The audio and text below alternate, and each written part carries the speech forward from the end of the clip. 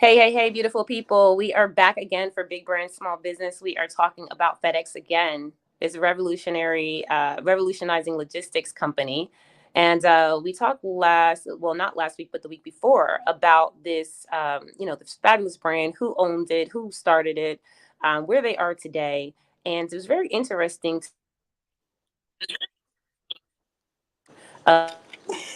company. And I went away for a second. Can you hear me still? I can hear you, but you're lost, like your face gone, but I can hear you.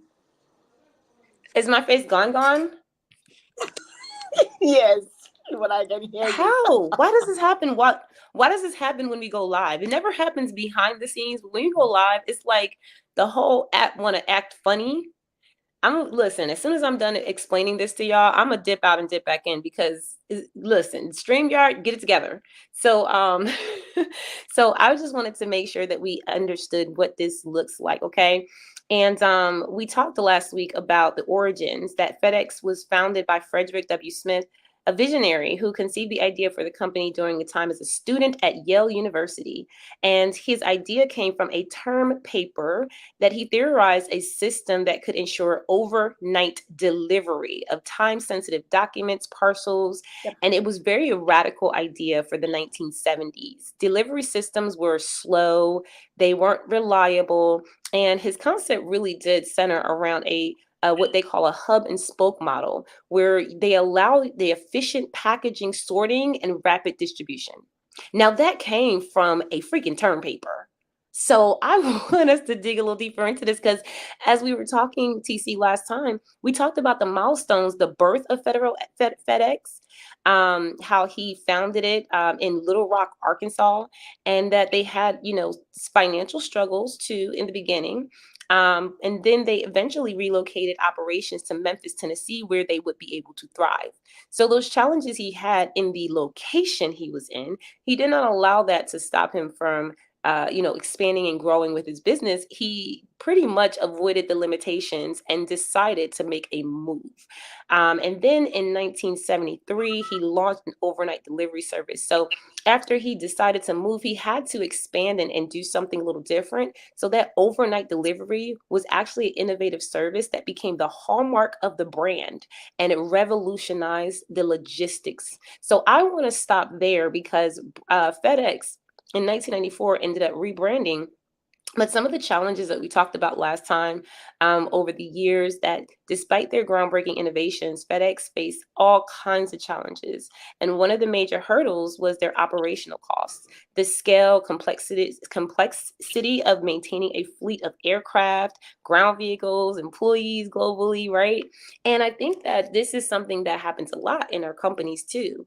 And I really love the fact that we have examples, like like Mr. Smith here, we can actually look at how he took all of his passion for what he wanted to do, his knowledge for what he accumulated about the economy and the market, and then applying that to that brand so that people can get results. And this is what I see in this brand. They were giving people the results that they needed at the time that they needed it, even though they didn't know how to get those results. So I want to stop there, TC. I'm going to pass it over to you and fix my face on here. But yeah, I would love to hear your feedback on that. And then we'll get back into you guys, ask your questions in the comments, and we would love to share. Okay, so personally, I admire the beginning of this brand. I admire the beginning of this brand because earlier when we had this conversation, yes, this is like the second time we're having this conversation because this brand is different. It's different because of its humble beginnings, because of the fact that I feel like out of all of the brands that we have taken interest in, under the big brands, small brands, this particular brand FedEx has been like it's been different because I mean Frederick literally decided to get on this project. Yes, I call it project because it wasn't initially a business idea.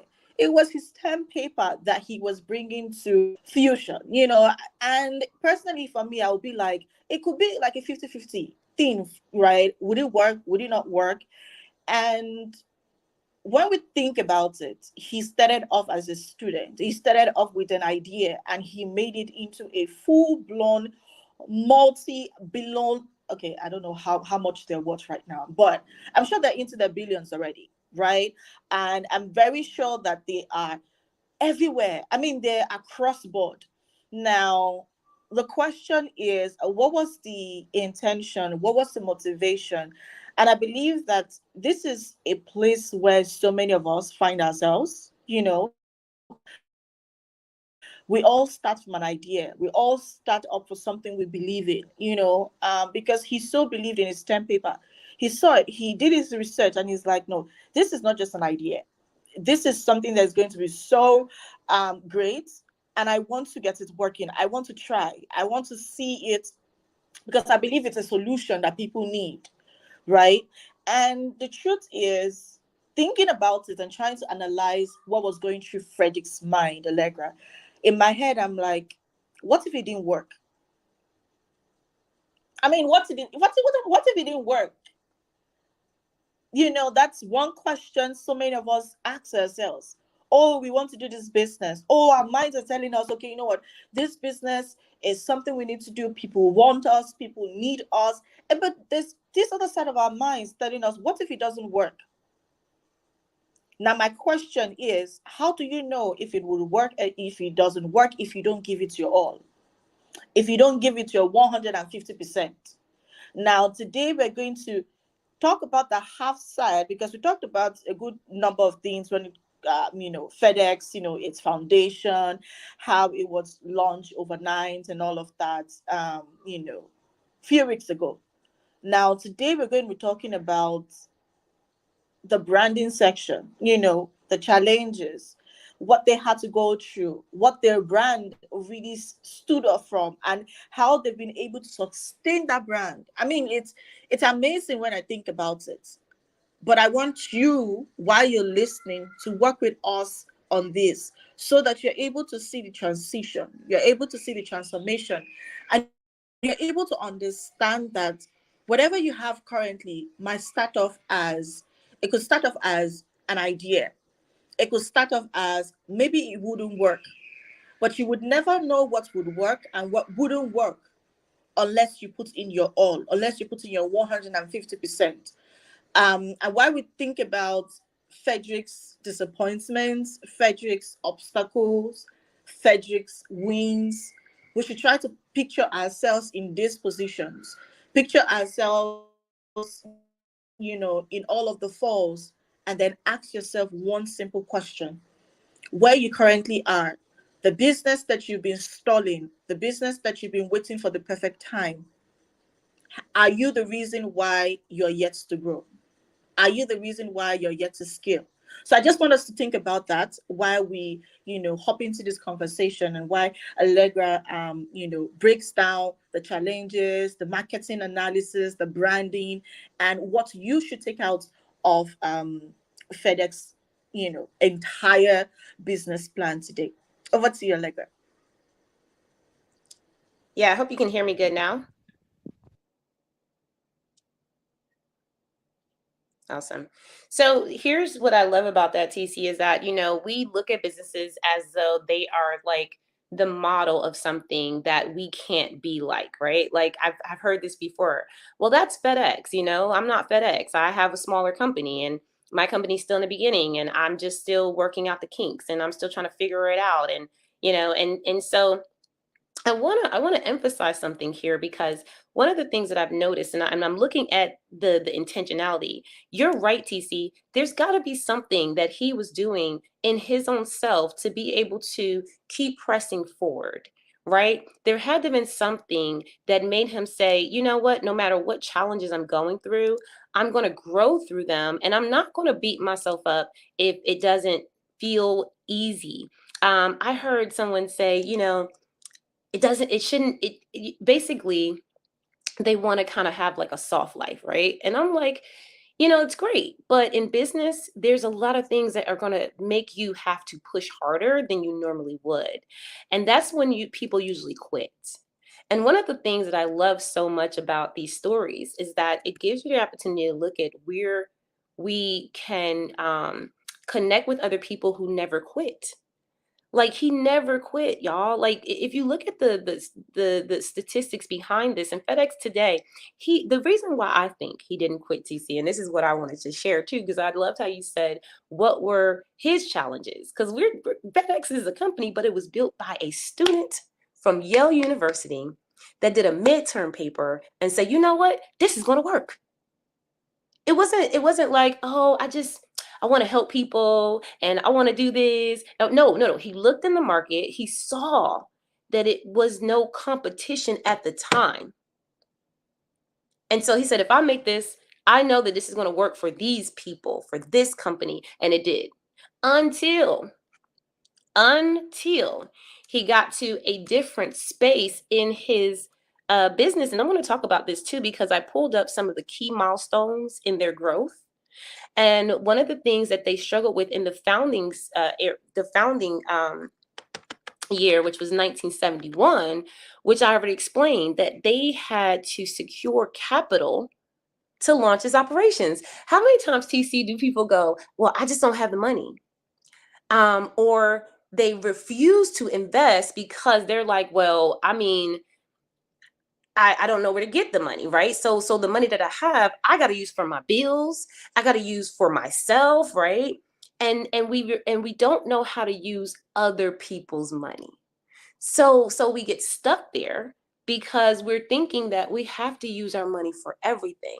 And if you look at the initial struggle, securing enough capital to launch its operations, he knew what he wanted to do, but he knew he had to get the money to do it. How many times, TC, do we start a business with like $0, right? And we're out here like promoting and selling. We don't have no business plan. We don't have no marketing structure. We're just like, hey, y'all, I got this great service. I got this great product. And, just buy from me. Now, that's good because that gives you confidence to show up. But when it comes down to running the business, that's where you have to ask for the sale. It always ends up with you asking for the sale, which in turn means asking for the money. And a lot of times we like to run a business and think, well, I just want to help people. I tell people this. I say, if you want to just help people, start a nonprofit, talk to people about how you get funding for that. And just make sure that other people that support that mission can just pour money into your nonprofit so that they're paying for the purpose that you want to serve, the community that you want to serve in. But when you operate a business that's a for-profit, right? This is the difference, is that you have to be able to feed your bottom line. And the first thing a business needs most of the time is capital. And the reason why we don't put a lot of capital in the business in the beginning is because we really don't necessarily know what the whole business is going to be. We're still figuring it out. And so what I always encourage people to do is in the beginning of your business, spend your time, right? Instead of currency, because time is currency. Your time is money. So spend time developing your business. Spend time writing down exactly how you're going to get the capital. How am I going to get this money? What bank am I going to talk to? I just talked to my banker a couple weeks ago, and he was like, you know what? I'm glad you walked in because I got a program just for you and your nonprofit. I'm like, really? They help you get capital. They help you get funding. They help you get all these things. Now, if I was, kind of like looking at it like I just want to serve and doing things like taking my paycheck from my job, from my 9-to-5 job, and paying my business with that, that's what most people do. And I think that we have to really be very strategic about how we're using what we call OPM, other people's money, and finding out who wants to invest in the type of concept or business that we have before we just jump out there and do it. Now, if you are an individual that's like, you know what, I just want to try it. I have the money. I'm going to do it anyway. do it. But while you're investing in your business, while you're taking that $500 out your pocketbook and putting it towards your LLC and putting it towards this and that, I can tell you that if you go to Urban League and you go through a program, they will give you the money to get your LLC, right? If you go to SBA and you get your business plan done and you get a mentor and you work on that thing while you're working your job, don't pull out $1,000. Get $1,000 as a loan, right? There's so many different ways that we can leverage money. And I think that sometimes when we look at these things, right, he learned from his struggles. He went to launch his operations and he didn't have enough capital, but he invested his personal fortune and sought out venture capital funding to sustain the business. That's how he was able to relocate.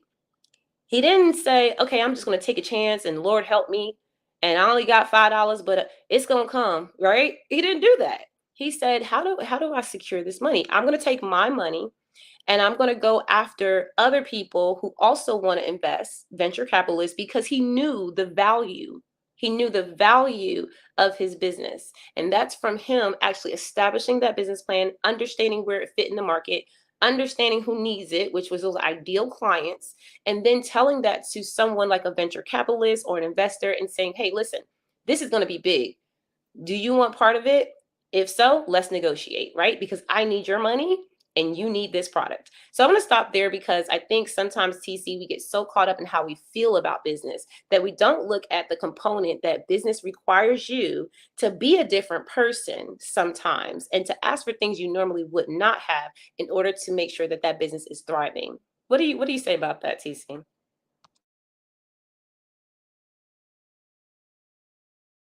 I agree. And while you were speaking, I actually wanted to say something. You know, um, I was having a meeting at the airport. I was having a meeting at the airport, and sometimes you have conversations, and then your conversations get eavesdropped. How? But maybe by some people, yeah.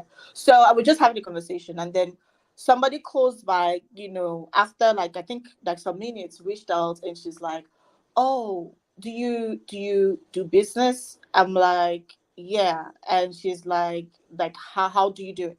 And I'm like, "Oh, I'm a business consultant." She's like, "Oh yeah, I've been meaning to start my own business." And I said, "Okay, so what's stopping you?" And she's like, "I just don't have the money." And I'm like, "Well, you're not ready."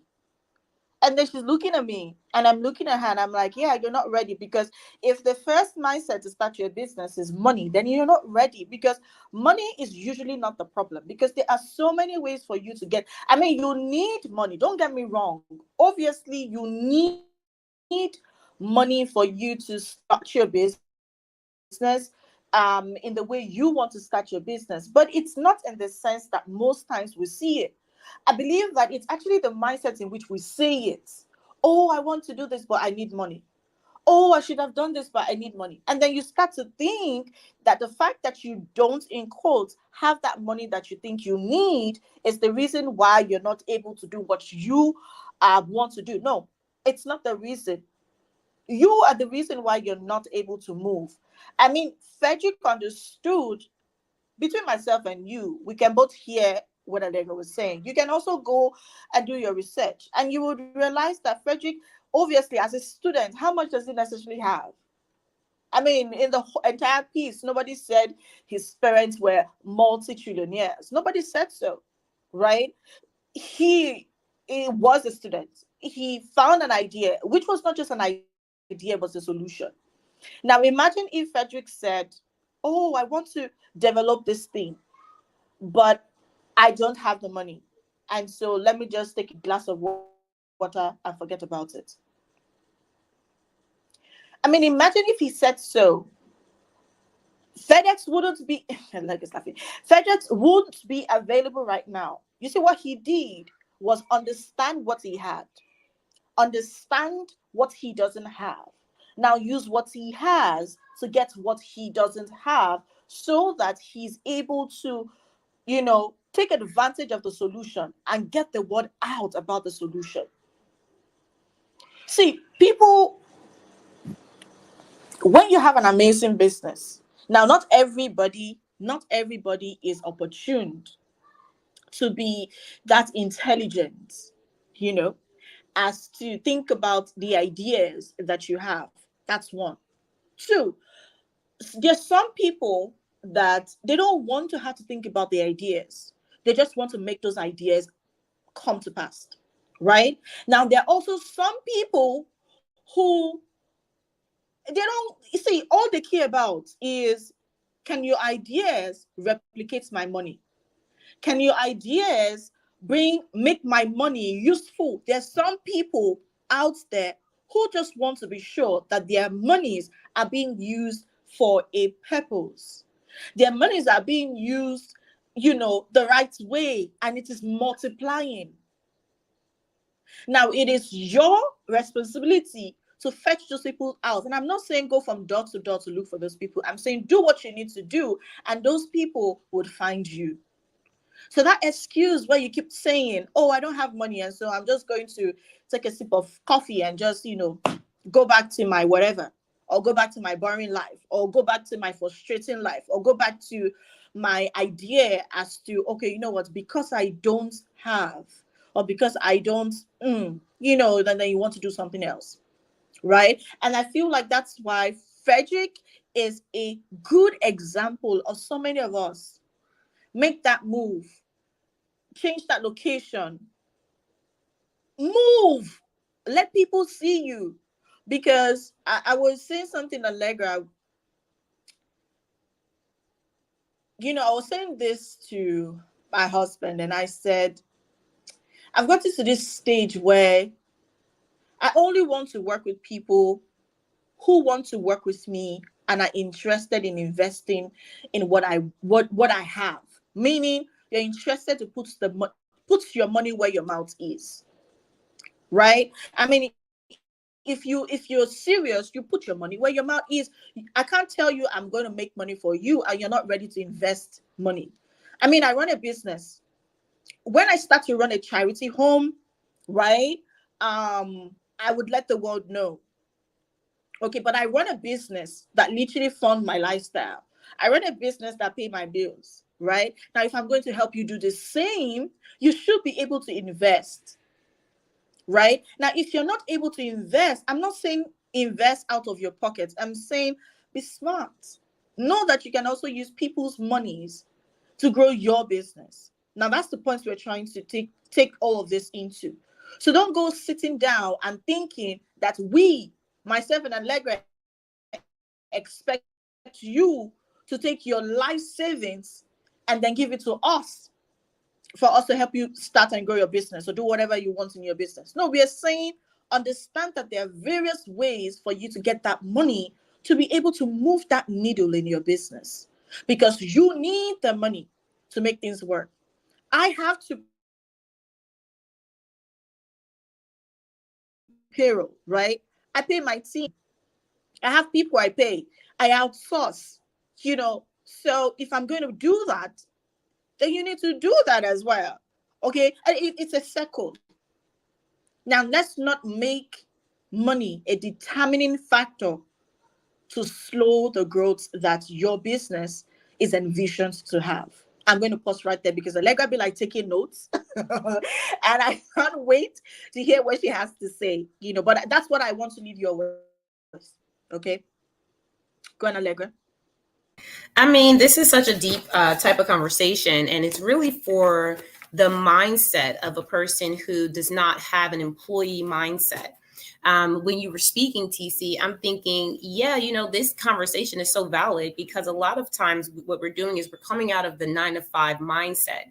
And when you do that, right, because we're talking about college student, like he was in Yale University, he wasn't thinking about no 9 to 5. He went straight into the entrepreneurship stage. And what that does is it equips you with things that are allowing you to be more free about the decisions you're making. Like, I'm gonna be honest with you. When I first started my business, I did not feel comfortable asking for money. It was so uncomfortable. It was one of the most uncomfortable things I ever did at that time because, in my experience as a child growing up in the family that I had, I mean, yeah, I was encouraged to ask for things, but It's different when you have the experiences, when you have to ask and then you get the responses in a certain way, or you get traumatized in certain ways. So we grow up in employee mentalities where we get paid every so often. We don't have to ask for that money. It just goes into your bank account. You don't have to, the only thing you have to ask for is a position at the workplace. But we never have to go to our employers every time we work and say, hey, are you going to pay that invoice? Hey, are you going to invest in me so that I can be here for a year? Are you going to give me my annual salary up front? Like, it's just not going to happen with your job. So when we get into business, right, what happens is the mindset has to shift, because we're no longer sitting there working for someone and then all of a sudden the money just comes. Now we have to ask for the money first. We have to tell them what we're going to do for that exchange, and they have to be in agreement with that, to say, I trust that when I give you this money, that you're going to do exactly what you say you're going to do. And what happens a lot of times is that we try to establish a business with a like, no trust factor without even having anyone that likes, knows, and trusts us. So when I think about this story with FedEx was developed, and yes, TC, you're right. If he did not overcome the objection of, I don't have the money, which we listen, I posted this on Facebook, I think a couple days ago. I said, stop accepting your own excuses. Stop accepting the things that you're telling yourself that is keeping you away from your actual goal. When you say you want to build that business, there's nothing stopping you from building your business but you. So when you get into a bind or a situation, that's why these conversations are so important, because when you get into a situation where you're like, oh my God, I ain't got the money. Well, TC said it. I mean, we can get money in so many different ways. It's a matter of how bad do you want it. And when you get into a place of understanding that I really do want this, my goal is big enough where I know what I'm doing in my business and what I have is going to change lives. It's going to change my life. It's going to change the lives of other people. I know that I know that I know. The only thing that needs to take place now is your education of what to do. And that's why we teach. That's why we come together and do a lot of coaching sessions. And now we're consultants in the WIN community, because we know that corporations are struggling too. But I want to encourage people that are saying these things, like, we saw the overcoming of the FedEx. If the owner, Mr. Smith, did not overcome that objection of, I don't have enough money, then we would not be here today getting overnight deliveries. Amazon, throw it out the water, right? You wouldn't be getting your Prime days. Us as business owners being able to give more satisfactory deliveries by getting people their stuff in a quicker manner, we wouldn't be able to give that satisfaction. Emergencies of people that need things right away, they wouldn't get that, so there's a dire need there that he was able to fix. And sometimes we know our business is that big, right? We understand that we are changing lives. Like, the things I do, TC, I save marriages, I save lives. I have women that have literally come out of depression because they're like, I did not know what I know now. Knowledge and the implementation of knowledge is so much power. So we got to be able to know that there really is no real excuse, right? If you want to get it done, you can. But being able to be in that mindset, that takes something. It takes something. And so, and I actually love this, because if we look at this, and I want to continue too, because in 1973, y'all, he launched that overnight delivery service. And what was so incredible about that for me was that he actually, he saw the need, number one, and it was a turning point for FedEx. So sometimes we have a lot of products that we think are going to work, right? Like, how many times do you make like a bunch of different programs and services and products, and then you make a product or service and nobody buys it, or some people buy it but it's not really blowing up? So then you make another one, and then you do another one, and next thing you know, you have all these services and these product lines that aren't really selling, and you don't have that signature program that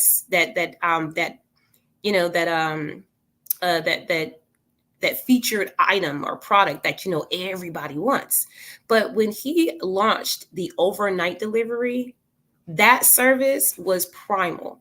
FedEx delivered just 86 packages to 25 US cities on the first night of its launch.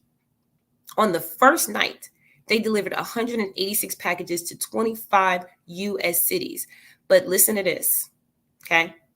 The overnight model quickly caught on with businesses that relied on time sensitive deliveries, such as legal documents, medical supplies, financial transactions. And so the focus on speed, reliability, and guaranteed next day delivery set FedEx apart from any other logistics company. And the demand for its services surged, right? So we got to look at that too, because their company, that core model, it revolved like around centralized packaging, sorting, routine operations in one single hub in Memphis. In one hub, he didn't have to expand out to all these different locations. He did it from one place. And the packages would arrive at the hub from across the US to be sorted and dispatched to their destinations overnight. And it said that it allowed for significant operational efficiency, and it made FedEx the first company to offer nationwide delivery services at scale. And I want to stop there because listen, we're not going to be talking about FedEx after today. We're going to switch over the momentum to a new subject next week. But I just want to really, really make sure that we're covering as much as possible in this one, TC, because I really love this story of how this signature service, which we still use today, is something that he didn't change and say, okay, well, that was good for a while. Let me do something different. Because honestly, this is what I think. I think the consistency of him being able to say, okay, we launched the overnight delivery service, that signature service, and just tweaking it and working it and making it better and better and better over time. I think that is what made it gold. Because sometimes we get like really excited because we have a launch and then like maybe 100 people buy, right? Because they had 186 deliveries in their first night. And say, for example, weeks after, they don't get as many, right? Like the momentum is gone. And that's what happens a lot of times in business. The momentum leaves. And then we go, oh, it's not working anymore, right? We go, oh, they don't need it. I don't know if that happened. But if it did, it would have been detrimental if he would have stopped, right? It would have been detrimental to the world if he would have stopped because he had low sales one month. So I want to make sure that we understand that this consistency measure really did allow us as a whole in the world to leverage our businesses too. And so it's more than just money.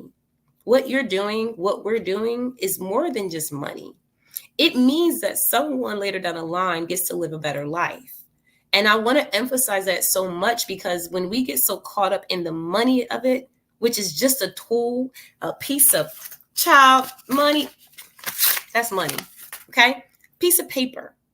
And when you understand the value of you opposed to the money you make, then you will attract exactly what you need. And it's not always about having it all the time. It's not always about, oh, I got $1 million in bank account. Most millionaires do not have $1 million in their bank account, okay?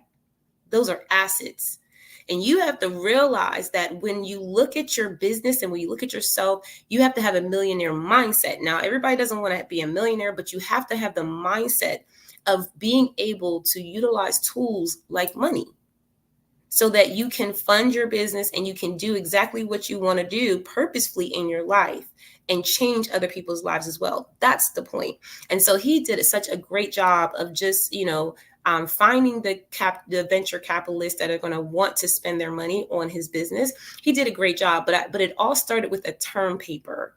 And I'm going to tell y'all that term paper, I guarantee you, had that business plan in it. And I'm going to see, TC, if I can pull that term paper up. I don't know if they have it anywhere, but I would love to see what that term paper looked like, because we have a lot of people that have lots of ideas. And I remember writing down one of my first business ideas. And I wrote it down in a notebook, and I had all this stuff that I was so excited and right. And then the momentum died when I actually had to build the business because it required so much of me. It was like, oh my God, I got to get money. I got to get funding. I get a building. I don't want that. Right. So a lot of times the business plan allows us to decide if that's even what you want. Because if you start it and you just start doing it, and then you figure out 6 months down the line that that's not what you wanted, unfortunately, you've wasted 6 months.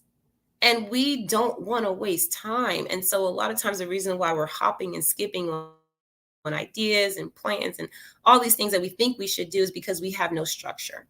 And so, TC, I'll release it over to you for, the end of this live, so you can share and tell me, exactly what you're thinking about this, because I believe that as we have been going through this series and listening and talking about these big brands, they started out as small businesses like us, and they still are somewhat in a way, because the mindset is really wrapped around the people that they serve. And I'm just going to end there.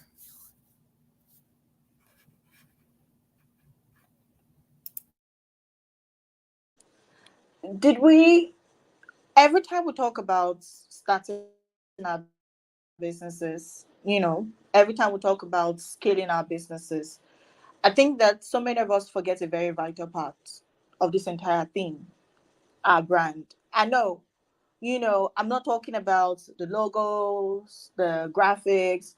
I was speaking to a client of mine. She's been a client for a good number of years, like 2 years now. And I said to her, I said, I think you've gotten to that stage in your business where you want to take yourself away from the too much graphics. Because you're a service provider, you breathe life. You need to understand that not be so my point is I don't have a problem with the graphics. What I have a problem is the fact that the graphics is a problem to her, because she spends loads of time, trying to design the graphics and all of that. And then now she's outsourcing this, and it feels, personally for me, it doesn't feel authentic. It doesn't feel her. Now, because based on what you do, even when you want to create, ensure that you're breathing life to your creation. Okay? You're breathing life into your content. And when I keep talking about branding, I'm not saying your logos, which are very important, don't get me wrong. We're not talking we're talking something different. Take for instance, FedEx. Did you get the chance to actually go through their branding? Did you get the chance to understand that their branding is working, like it's taking step, it's moving, it's action, right?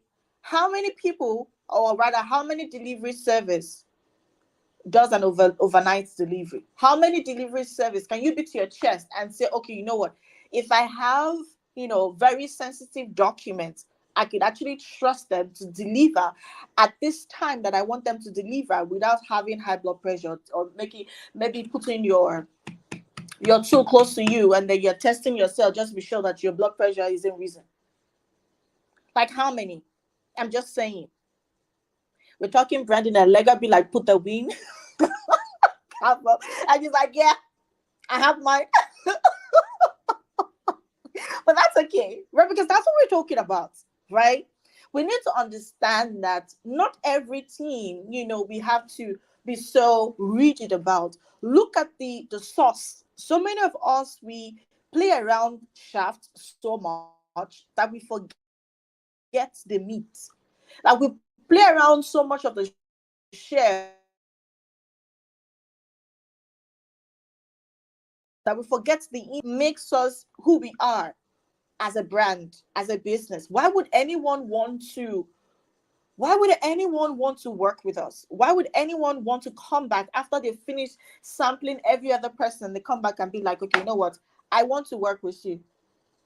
Now if you want to make money, if you're looking to making money between now and the end of the year, that's something you want to think about, because that is what you're going to use and leverage in your marketing messages, in your pieces, because that's basically what's going to make you stand out. See, even if you have all the money in the world, but yet to understand your source, You're yet to understand and identify your own secret, because everybody has a secret sauce. The question is, what is yours? I mean, so many of us, Frederick was fortunate enough to understand his, identify his, and stick with his, grow with his, believe in his, have faith in his, and let it work for him. But so many of us, we're so stuck up on what every other person is doing. We forget that even when it comes down to branding, it comes down to your brand, it comes down to your brand element. It's a work in progress. You grow. It is scalable. It's not rigid. It's not, oh, this is what they do, I must do the same. So what makes you different? What basically stands you out? Now, all of these things, I really want us to go back and think about it. I want us to go back and look at it. I don't know if you heard this properly, but when it comes down to like the slogan, or rather what makes FedEx who they are, is they focusing on reliability and speed. I know they're like, okay, when it's absolutely positively has to be there overnight. Well, it could be. The question is, what is yours? How would people remember you? What would they think about every time they think about you? What will come to their mind for them to say, oh, yeah, that is TC, or this is how it works, or this is how she works, or this is how I can trust her. So many people just might be doing what you are doing, but they can't necessarily do it how you're doing it. And I'm not saying that this would give you $1 billion overnight, but I'm saying that this would help you stay in business for hundreds, thousands. Now, when everyone is falling apart, you're staying strong, you're scaling, you're growing, you're exceeding your own initial um initial goals, and it's a work in progress. Okay, and we want to be very intentional. FedEx didn't start where they are right now. They had a beginning. You should also be happy at your humble beginnings, because that is a yardstick for you to tell a story. So don't go telling yourself that you're going to wake up in the morning, start a business, and then boom, you're blowing. No, take it slow. Walk the work. Okay. So many of us obviously have stories, behind the scenes stories. You're just not hearing all of it. Because imagine if I come out and tell you all of the horrible things that happen. Girl, you're literally like closing up social media and be like, oh no, there's so nasty things happening. Everyone is suffering, bad things, blah, blah, blah. You will get so frustrated. You will be like, oh my gosh, nothing good is happening in this life. I need to go and do something else. No. But the truth is, the earlier you start to understand that there's something called humble beginnings, and it's beautiful when you understand it, is that while you are going through your humble beginnings, we don't want you to start from ground zero. We want you to at least start from ground 20. Now, how can we take you to that ground 20? Because the truth is, if you're going to be starting off, you can't get to ground 20 on your own. If you're going to do it on your own, there's a likelihood that you're going to have to start from ground zero, right? Which can be a bit frustrating. But imagine if you had to start maybe ground 20. It's easier. And that's why we're here, right, Allegra? That's why we're here. Now, we're not telling you that we're going to make things perfect for you, but we are saying that we're going to ensure that you enjoy owning a business, that you are proud when somebody say, do you have a business? You'd be like, push your head up and then, make it set, and you'd be like, yes, I own this business. Why? Because you're proud of your creation. You're proud of your business. You're not only able to grow, you're able to see the progress. You're able to see the transition. You're able to see the transformation. Okay. And we are saying this to you because we also have our humble beginnings. I mean, we also have phases we're passing through right now, but we're here. We're still in the business. And that's what we want to do for you. We want to and reaping from it of all of your effort. Okay. So that's what I had to say. I need you to go back. This is Q4. You want to make the difference. Okay. Let that difference count. You want to do it right. Okay. Over to you, Allegra. I love everything you said. I mean, the truth is that we all are going through, we're growing through every challenge. That's the truth. And I could not help my clients if I didn't know how to help myself, right? Like, that's also the truth. So a lot of these things that we do teach, especially while we're having these conversations, we're pulling out things that we know are pivotal, because these are the areas where my clients have the most struggle. These are the areas where when they come, like, listen, TC, you know how we work. We do not sugarcoat, because the truth is, in order for you to be successful, you need to hear the truth. You need to know that, what's working and what's not working. You need to understand that you are the thing in your way. And then some of the things that I love, TC, when, we determine, like, when we figure it out, we're like, oh my God, I'm the problem. Am I the problem? That's when you can make the change. And I love that when we get into a space where we understand that we always have to check ourselves, we always have to keep ourselves accountable. And that's what coaching and consulting does. It keeps you accountable to the things that you say you're going to do. It helps you understand direction that you normally don't have. It gives you the intention and the confidence that you have a partner with you that really, really enjoys what you're doing too. I've even had my clients tell me, Allegra, if you're not with me, I don't know if I can run this business. And I have to tell them, this is not about me. It's about you. And if you don't feel confident enough to run this business, then we have to revisit this. Because the truth is that if you're not comfortable showing up on camera, TC, I heard what you said. When you said that, sometimes we're posting lots of graphics and we're posting lots of things that look attractive, right? One of the things that I had to get one of my clients out of the habit of is posting offers all the time. And the same, like, it's cool because people saw it. They saw it the first time. Okay. And posting it again and again and again is great, because you do want to remind people about what you're talking about, but you have to have a diverse multi-channel marketing strategy that's going to allow you to reach those people wherever they are. And when we don't feel good about our businesses, when we're struggling and when we don't have guidance, we tend to hide from wanting to show everyone what we have going on. And that's what we want to give you confidence about, like showing up on your good days and your bad days, being able to know exactly what you're offering that is good, no matter how you feel, and being able to get the resources, whether it's the money you need to start the business, right? I mentioned there's funding out there, whether it's getting the resources, the partnerships, the organizations you need to get with. I'm telling you that in January, and this is what I'll end with, in January, the Corporate Transparency Act is going into effect with the BOIR here in the United States. And TC, you need to know this too, because the United States, we operate off of foreign entities too. So you may have a foreign entity in the United States.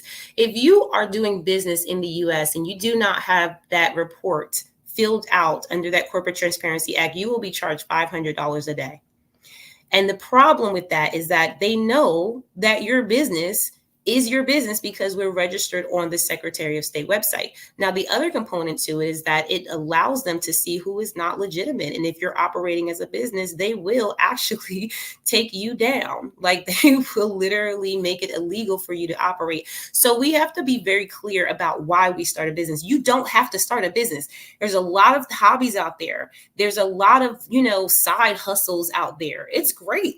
But when you start a business, you're going to have to sit down and get very focused on your goals, on your opportunities, and you're going to have to be willing to move even when you don't feel like it. And that's what we're here to help you do. TC, thank you again for joining me. As always, like, we always have this conversation. And next week, TC, what are we going to talk about next week? What do they need to prepare for? Clubhouse. Okay, so I want us to talk about Clubhouse, right? Because listen, That's such an amazing platform. Amazing platform. The fact that we get to learn from the platform, the fact that so many of us watching this have experienced the journey of Clubhouse. And so I want us to talk about it because trust me, there's so much we can learn from them. There's so much we can learn from their wins, their not too good wins, everything from in and out. I don't want to spill the beans right now, but I just want you to be intentional about next week. Okay. Allegra is sharing something. Yeah, that's it.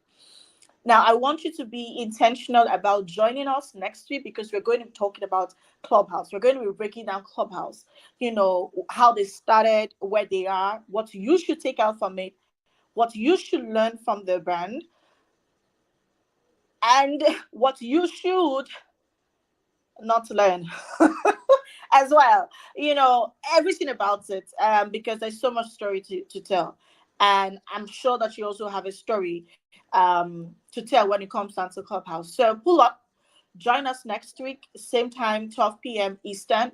We're going to talk about Clubhouse. And I want to hear what you think about it. Allegra?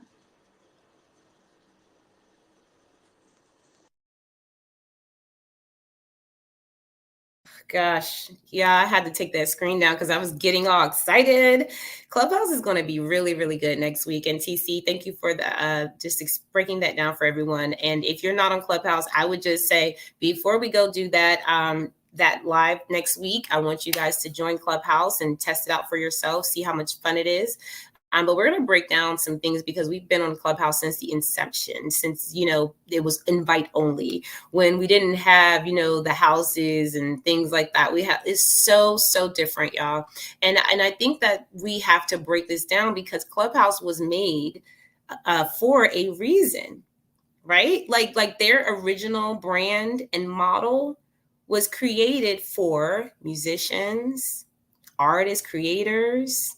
That's what it was for. It wasn't for what we're using it as today. So we're going to look at that transition. We're going to look at that history of it. We're going to look at the owners and who they are.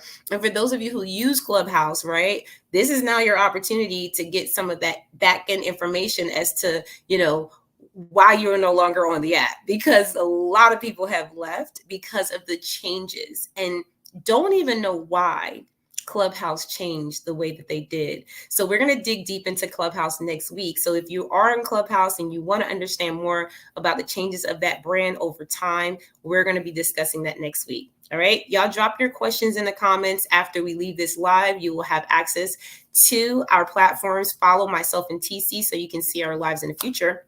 And make sure that you tell us if you learned something new and how it impacted you in your business and your life. All right. Y'all have an amazing week and we will see you next time.